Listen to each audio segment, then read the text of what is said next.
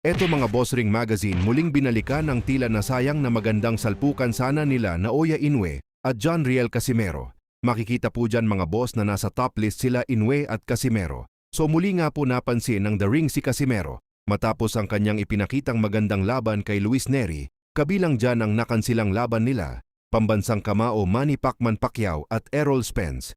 Hindi yan natuloy dahil sa naoperahan ang mata ni Spence. Samantala may nalalabi pang panahon para kay John Riel Casimero habang may lakas pa ang kanyang mga kamao mga boss. Sana maikasa ng kanyang promoter ang laban nila ni Inoue. Total parehas Japanese naman ang kanilang mga promoter. Samantala mainit naman ang pagtanggap ng mga taga-Baybay Leyte kay John Riel Casimero. Mas lalo nga po sumikat si Casimero mga boss nang talunin niya ang tinaguriang bad boy ng Mexico na si Luis Nery.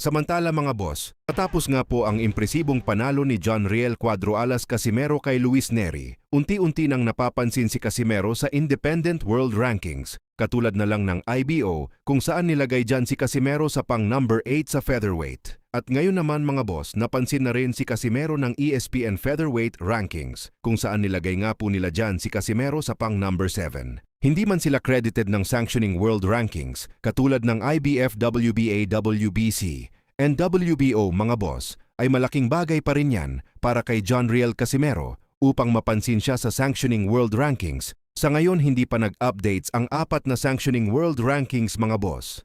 Kaya abangan po natin yan kung makakapasok ba si John Riel Casimero.